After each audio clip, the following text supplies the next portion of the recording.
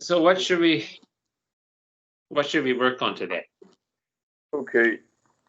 Well, my lips are, as I told you, kind of tired. So I would like to take this time to check on my low register.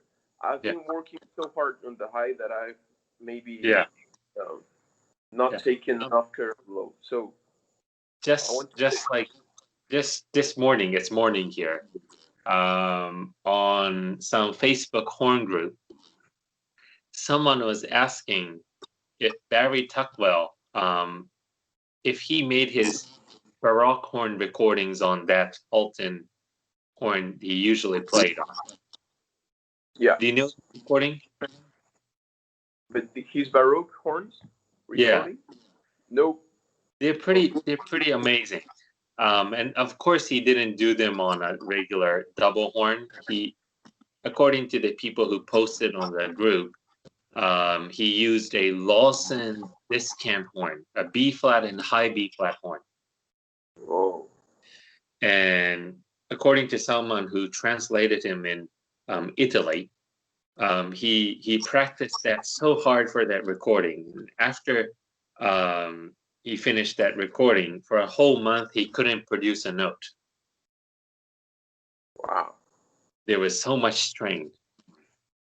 And I actually hear stories like that from amazing soloists and really strong um, orchestra principal horn players that they also get injured, or they also get tired to the point where they can't play anymore for a while, like maybe a day or two, so in some cases a week or a month. And this is just kind of sidetracking, but that it kind of explains their ability. They can push themselves so hard, like for me or any normal horn players, pushing yourself that extent, you won't be able to play in the first place. Yeah. But they are No, able no, to kind of stick through the whole recording and play perfectly, and then they collapse. wow. That's too Yeah, hard. yeah. Don't imitate that. I will check those out. All right, so low register today. Yes. The first Hmm. thing I wanted to talk about is the stability in that register. And Yeah, this also more or less applies to the middle register.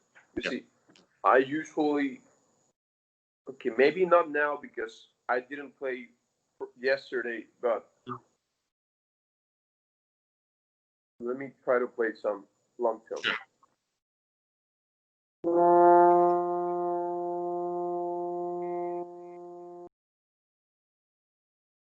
Oops. Okay. Um, it's a little sharp. Well, how did you how did you perceive it? Did you hear like Um, Actually not, and probably it's because of the device quality, the microphone quality. okay. I think I heard that you went sharp a second after you made an attack, Yeah. Um and the attack sounded better than the note sustained.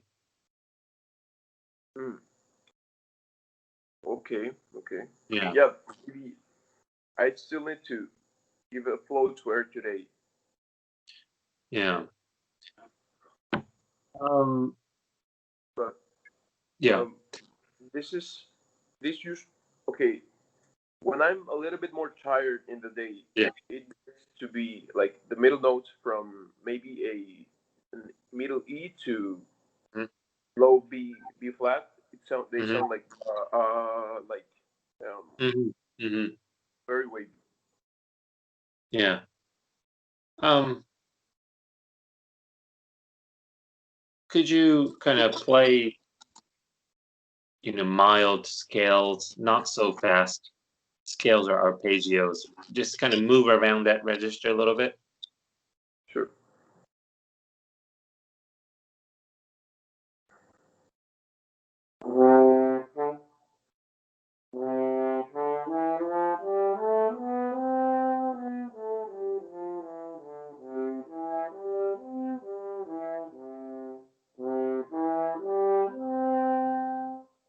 Mhm. Slower, maybe. That was okay. So now let's try beginning from that higher G, and then as you come down to the lower G, um, let's see what will happen if you slightly press the mouthpiece stronger, especially towards the left side of your face, or the lower G.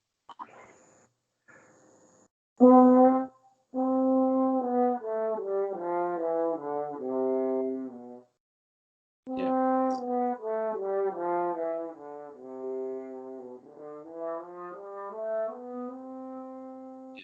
And then apply that kind of pressure as you start the lower G.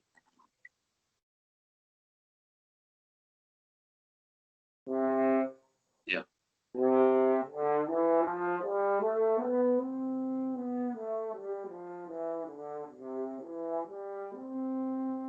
Yeah. Yeah. The intonation gets better. Yes. Yeah. Yeah. But, oh, I have the whole first valve entirely Push move. pushed in. Yeah, Cool. that affects you. Well, um,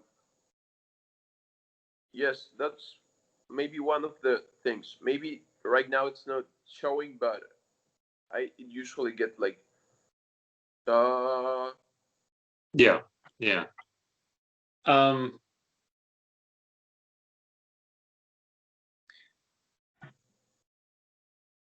yeah. I think, in my opinion, for most players, most brass players, playing in that register around from like C to the lower C, somewhere in between there. So that's the on the B horn it will be the second, no, the third natural harmonics on the B horn. And then for the lower C, if you play that on the F horn, it will be the second natural harmonics. So like between the first to the fourth natural harmonics, that's usually the area where any brass player kind of has to work on their technique and kind of build their technique. okay. In other words, it doesn't really come so naturally for many players. If you approach it naturally, the tendency is that anyone will just kind of loosen up their embouchure and push the horn away from your mouth, and then it feels easy on the lips to produce the note, but it, in that way we don't have any real way to control the notes. No. Yes. So one way to think about it is, as much as possible, maintain the middle to high register embouchure tone, or kind of the way you use your embouchure. Bring it into the lower register as much as possible. But Okay. this is something players do develop over many, many years. It might go on for your entire career. You know, yeah. So that was kind of a general idea. And then going in more towards your specific concern about the notes not kind of being stably sustained.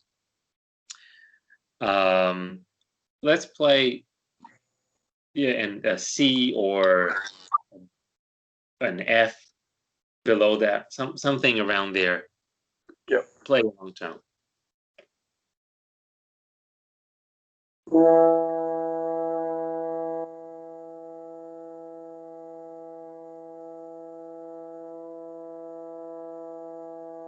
Okay.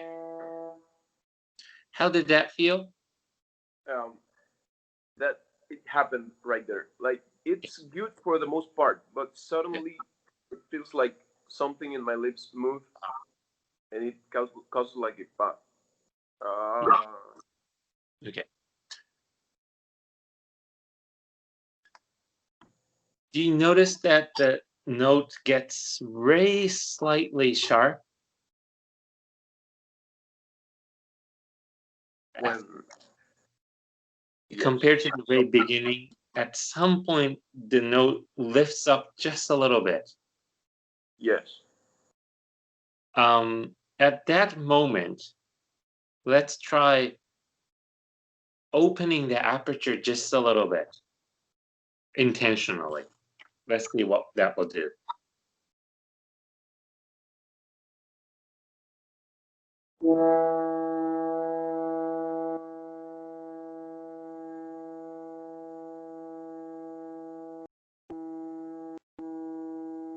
Yeah.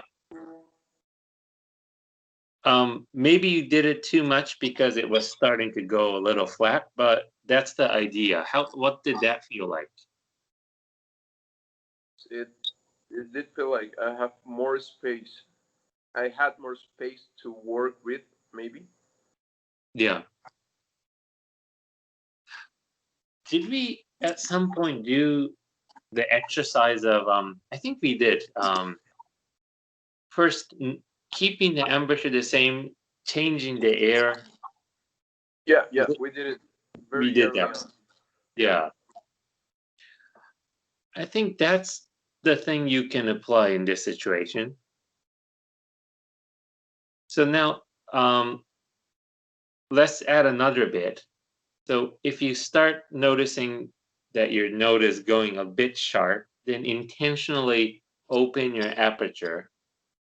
But as you do that, exhale just a little more as well after you open your aperture.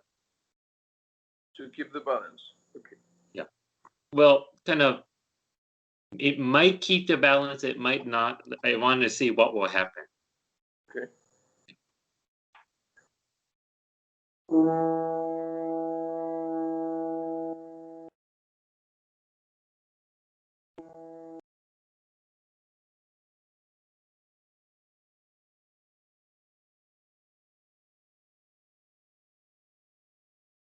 Hmm.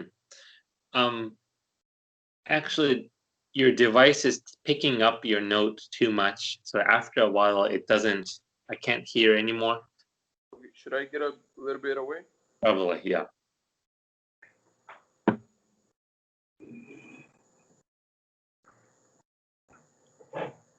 Yeah, let's do it again.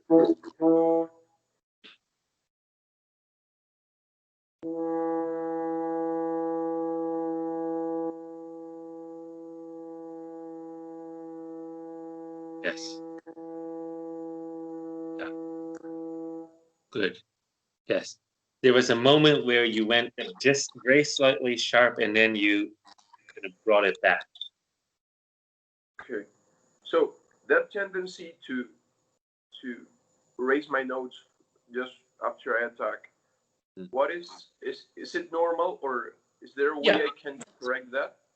Yes. I think it's pretty natural. I think what's going on is that as the air is kind of slightly running out,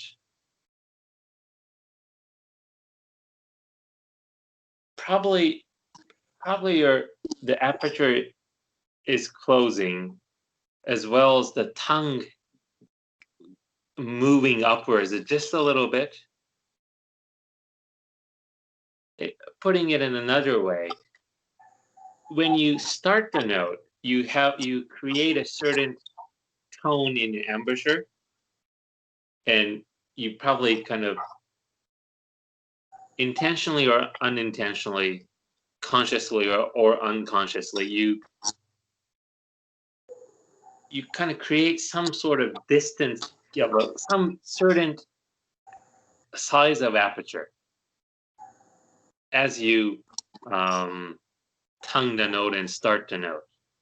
And there's probably a little more tension but that starts to relax as you at some point. Okay. Yeah. Putting it in another way, you're committing less to the note when that happens. Yes. Yeah. Yes. Yeah. Okay. The level of energy you are investing into the note declines. Yes. Yeah. Okay. Okay. I should work in that in the future. Yeah. Okay. So I think that will help me to stabilize two notes. Yeah. I think basically you're just relaxing. Yeah. So do you have any concrete idea or a plan about how to sustain a note?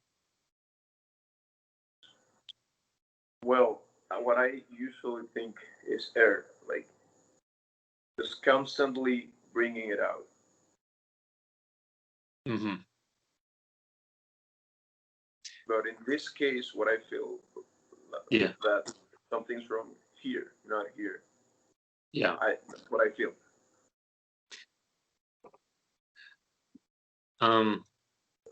Then a final experiment around this issue. You just talked about feeling something wrong here and something, but your intention is to work from your belly. Yeah.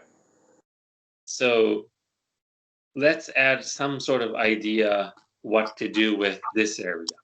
So in between. I think we did this in some different contexts, but let's do it again. Can you inhale from your nose without the horn? Inhale from the nose slowly. Good. And then relax, exhale. Yeah.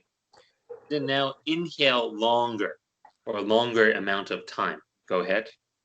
Inhale, inhale, inhale, inhale, inhale, inhale, inhale, inhale, inhale, relax. Relax, relax. Yeah. Next time, inhale as much as you did, then keep that tone for 6 seconds. So inhale a lot. Yeah. And then I keep the air inside. Keep it for six seconds.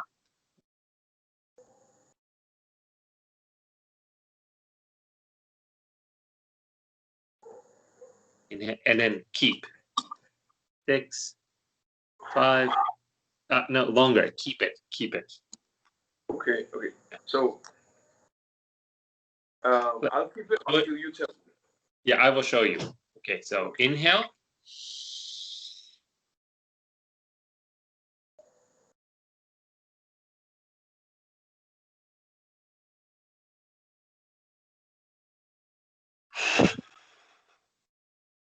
Okay. Yeah. Yeah. Go ahead.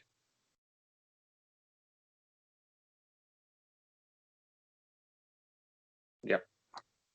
6, 5, 4. Keep it. 3, 2, 1. Exhale. Next time, keep it while you exhale. So inhale. Keep this, but exhale. You will feel your chest going back to its original position, but kind of keep against it. Okay. In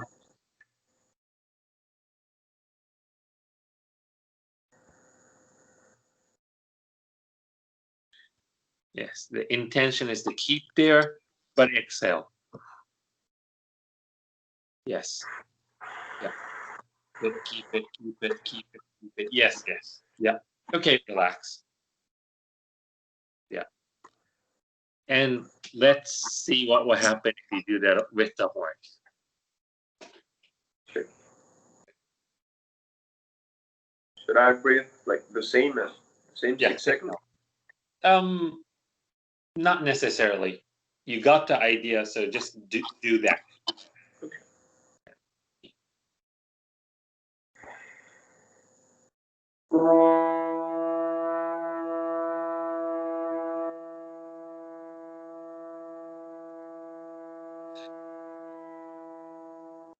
Yes. Yeah.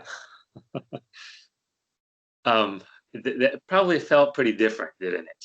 A lot. Yeah. Yeah. Yeah. So you're actually getting much more air going through than before. Um, so it will probably take a few days to kind of really get used to that. But how did the embouchure feel? I I actually didn't have to think about it. Yeah. Yeah. So the abdominal muscles, the tummy, mainly works to exhale, get the air out of your body. And the chest kind of contracting, going inwards, is also working so that the air can go out. Okay. For the air to come in, the chest needs to expand. And that's different muscles working, including the diaphragm. So what you just did was you were using both groups of muscles to for the air to go out. You were probably using the abdominal muscles as well, so the muscle group to get the air out. But you were continually using the muscle groups to bring the air in. So then there are two opposite directions of forces working kind of against each other.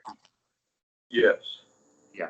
And when that happens, you can stabilize, but stabilizing can also mean getting stiff. So I think it's probably basically the same thing, but in this case, for a sustained long term, probably stabilizing is more important than mobility. Okay. Yeah. Okay. But if like there's a crescendo at the end of a long note, then that's the moment you want to move from stabilizing to moving. So that's the moment where you probably want to relax the inhaling muscles a little bit and then using the exhaling muscles much more. So it's kind of stabilization in this case is a result of two groups of muscles working and two different kinds of movements happening at the same time. Yes. Yeah. So you can go on experimenting with that. Okay, will do. Thank you. That actually felt really well. Um, I have a YouTube video all spoken in Japanese where I'm explaining the same thing and demonstrating a 45-second long tone. Would you be interested to look at that? Yeah, sure. Yeah. Your videos are usually very visual, very you can understand them by seeing them mostly. So Yeah. Yeah. Learning Japanese is probably another thing. is it hard? Well, I grew up in Japan, so of course it wasn't hard for me, but like when I was in Germany, learning German, I was using my English brain.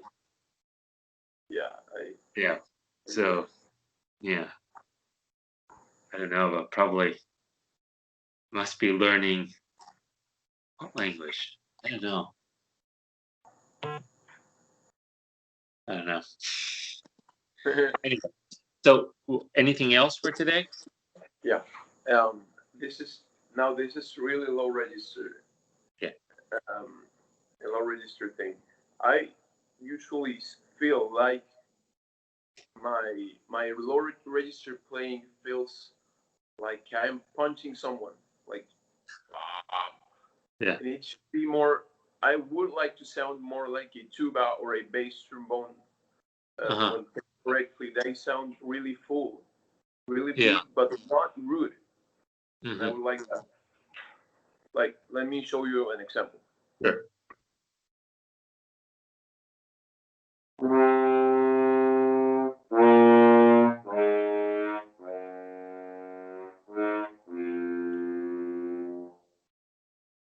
Mm. Sounded good.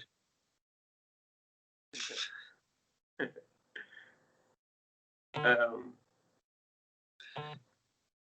Um, you had a good core in the sound.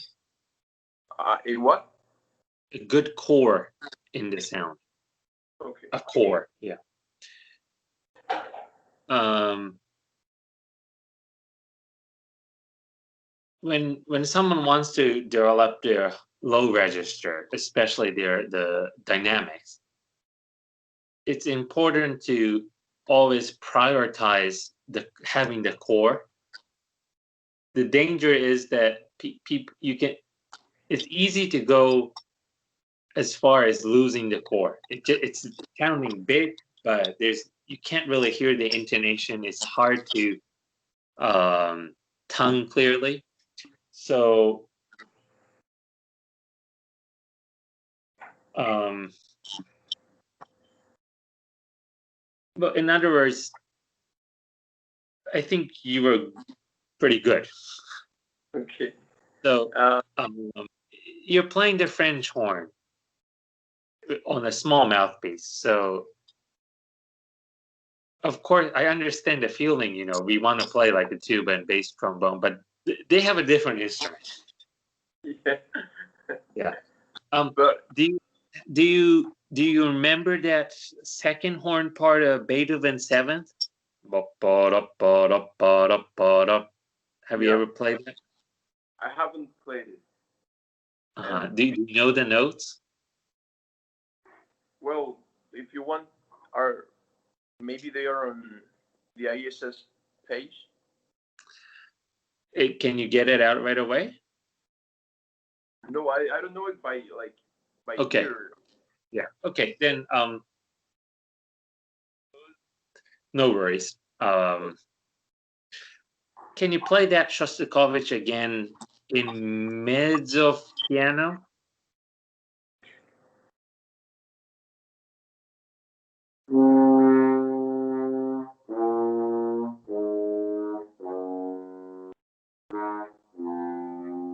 Good. Okay. Okay. Um, good. And now add that new thing you learned just now. Let's see what the sound will do. Good.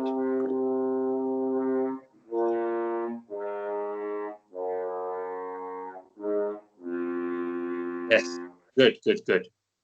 Good. So keep that kind of stability or support pretty strongly, but next time play in forte or fortissimo. But remain that kind of expansion as much as possible. Retain that expansion.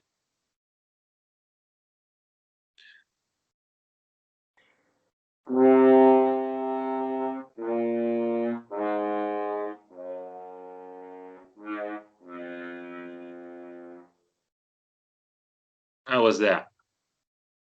Better. From the Better. start, the sound was more rounded. Yeah. Yeah.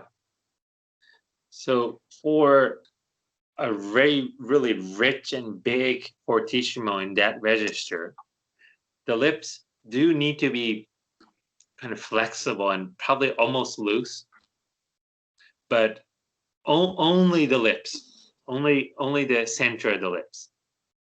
Or well, no, I shouldn't say only. The lips probably do need to be pretty relaxed, but if everything else gets it's impossible to get the core and support the note. Yeah. So it's this kind of balance of a rather relaxed pace, but but working pretty much in the torso, I guess. Okay. Yeah. I have this concept of below sound because only a couple horn players that I've heard in recordings that get this sound, that kind of sound. I think you know it. You probably know who they are. So Yeah. they're not, but it's possible. So Yeah. Yeah. Sarah Willis, she does it without changing the embouchure at all. She does move her jaw, but that everyone does. So there are players who do that, who do it like that. They really have a firm, pretty tight embouchure all the way down their entire low register.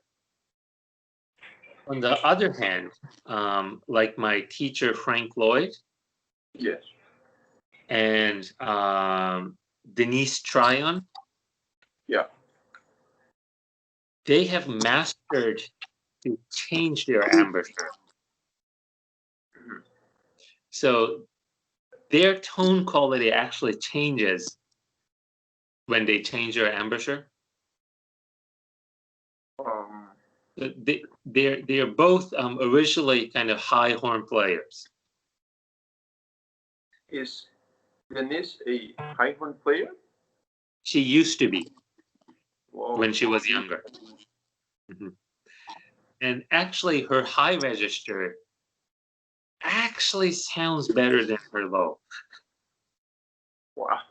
Can't imagine that. When you hear her playing live, the Ray core of the sound quality, her middle to high register is really nice. And then she's able to kind of intentionally switch between playing the middle to low register on her high embouchure and then the low embouchure, both embouchures. But in order to get flexibility and volume in the low register, she changes her embouchure for a kind of low register playing embouchure. So I think she spoke about it on her videos too, but probably she's changing air direction. Good. Usually she plays downwards. The air direction is going downwards, but when she plays her low register, she switches it upwards. Or maybe the air direction is remaining downwards, but her embouchure motion goes reverse. And my teacher Frank Lloyd it does that too. Both of them, they kind of really consciously practice switching embouchures and moving around the break. So they practice that middle low switching area a lot, and a lot of their warm up is built around that. I have played like that for 10 years, but from about 5 years ago, I started to understand that was not good for me. So for the last 5 years, I've been taking Sarah Willis' approach for the low register. And then at the beginning, it was harder to play their low register, but with time, I was able to again. And what it did was actually improve my high register. Interesting. So therefore, when I teach students, I tend to encourage people to play more like Sarah Willis, because I think it's a safer way to play. But there are definitely players who've mastered to use two different kinds of embouchure for the low register.